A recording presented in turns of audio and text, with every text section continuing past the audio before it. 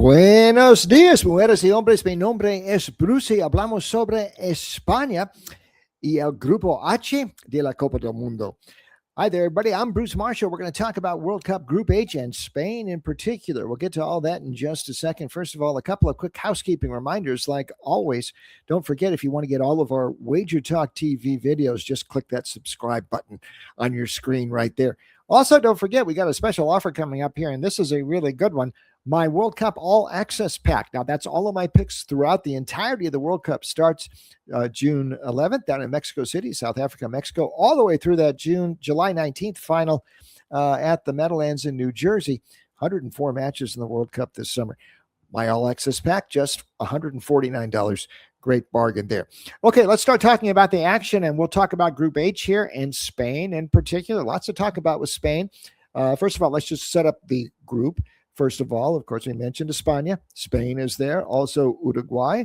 Also Saudi Arabia. And Cape Verde. And Cape Verde, great story here. First time in the World Cup. The third smallest country ever to participate in Copa Mundial, behind only Iceland and Curacao, which is also making its World Cup debut here this summer. We'll talk about Curacao a little bit later.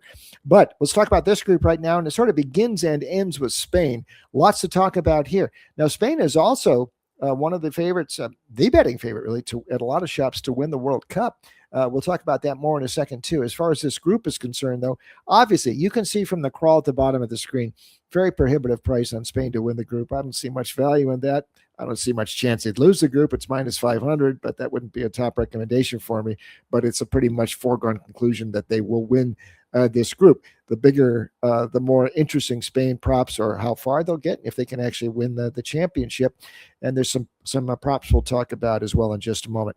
So let's talk about Spain. Do they have a chance to win this the whole thing again? I think they do. And let's talk about some history with Spain too.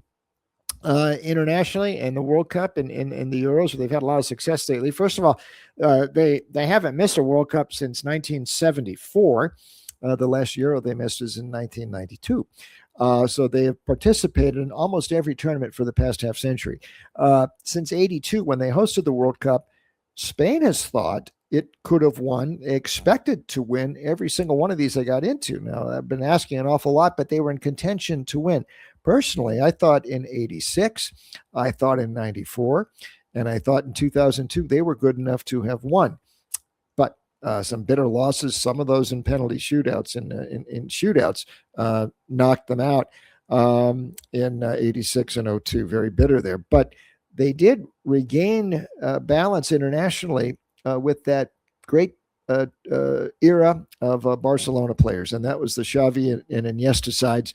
Between 28 and 2012, they won 3 straight international tournaments, the Euro in 28, World Cups 2010, Euro again in 2012. Won the Euros again 2 years ago in Germany. So that's 4 major tournaments that España has won in the last 18 years.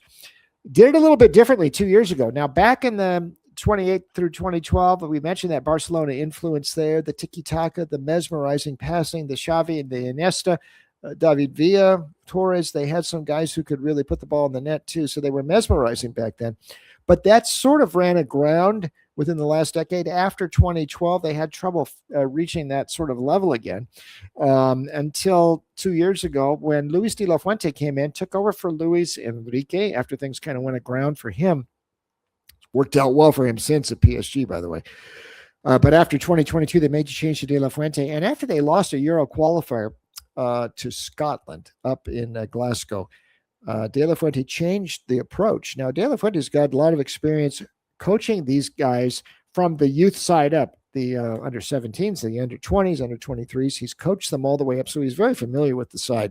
He decided, let's play more direct. Let's not worry about passing for passing's sake. Enough of the tiki-taka stuff. We have got the ability now to play forward and really go on the attack. The reason he could do that 2 years ago in Germany at the Euros, the emergence of Nico Williams and Lamine Yamal on the flanks. Yamal was only 16 when that tournament started, but we know about what a sensation he's been. But those two guys on the flanks stretched opposing defenses. They never had that much pace on the flanks before. Opposing defenses were really stretched out. In fact, that's how that winning goal by Oyarzabal was scored late in the match against England 2 years ago, stretching out the field. And he came running behind and he put in the winning goal. Beautiful goal there. Nico Williams also scored earlier in that final against England. So they did it a little bit differently. And we talked about, having guys up front who are real cutting edge. Spain, they did have it with Villa, and they did have it Fernando Torres when they were winning from 08 to 12. Before that, Raul was a pretty big-time striker in Liga, but I never thought he was a top world-class striker. And after 2012, when they tried to get a new generation of players to step up after the Villa generation and Iniesta and Xavi, Morata wasn't bad, but they didn't have quite the same bite that Williams and Yamal gave them 2 years ago. So this is a little bit different sort of a Spain side right now, and they're very, very potent. My question that I have right now with Spain is the health of these two guys, especially Yamal. We heard about that hamstring strain. It kept him out the last month and a half at Barcelona. He's supposed to be ready to go, but we'll see how close to 100% he is. Also, Nico Williams out at Athletic Bilbao, injury-plagued season. Very rarely did we see him playing at 100% this year. He thinks he's going to be ready to go, but again, we'll see. One more. How about Rodri? All he was the Ballon d'Or winner a couple of years ago. Key figure for Spain in 2024. He got hurt the second half, though, of the final against England. And hurt has been his problem. The last 2 years, really a problem for him, including a serious knee injury at Manchester City. He finally got back on the field at the Etihad late in the season for Pep Guardiola, starting to look more like himself. But there's some injury concerns there. If these guys are ready to go and they're at 100%, Spain is my pick to win the tournament. That's a big if, though. We got to make sure if those guys are there, they give Spain qualities that no other team, I think, can match. But they've got to be healthy, so we'll keep an eye on that. As far as Spain goes, to win the tournament at plus 450, to make the final at plus 225. This is the only side I am going to make a recommendation on to flat out win the tournament. That's not going too far out in a limb. I know, because they are the betting favorite. That's just the way I see it. And plus 450 to win the whole thing isn't all that bad. They are the best team. If Williams and Lamine Yamal can play, are 100% and not hurting, and if Rodri's in there. That team in 2024 was better than the Argentina team that won the World Cup 2 years before that. In the group, I think Spain, since they rarely lose in the Euros, they won all three of their first round matches. 9 points to win all three of the matches in the group gets you plus 110. I think that's a price you can play with Spain. I think they are going to win all three in their group.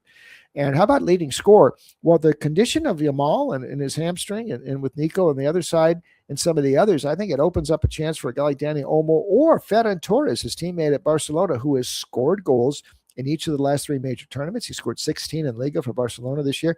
I think at plus 450 to be the leading scorer for Spain, that's a pretty good price for Ferran Torres, especially since there could be a match in the group phase where a guy like Torres might be able to pile up some goals. So that'd be my recommendation there for Spain. Let's talk about Uruguay here. And Marcelo Bielsa, El Loco himself, the coach, the qualifying campaign hit some real high notes and some real low notes. But they're here. Some controversies. He's left the old striker, Luis Suarez, out of the squad. That's caused some controversy back home. They finished second in the group. They're going to probably get Argentina in the first round of the knockout phase. They don't want to do that, but I think it's maybe sort of inevitable. Federico Valverde, Real Madrid midfielder, scored that hat trick against Man City in the Champions League, if you remember, a couple of months ago, to be the Uruguayan leading scorer at plus 500. I think that's a pretty good bargain there.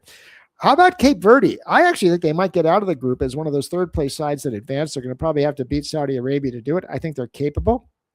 Bubista Brito, their coach, has been there for several years now. He's really fostered a real sense of camaraderie on this side. They do have some guys playing elsewhere and are from elsewhere in the world, but with roots at Cape Verde.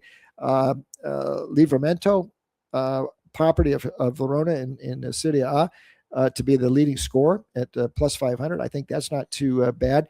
To advance out of the group, plus 162.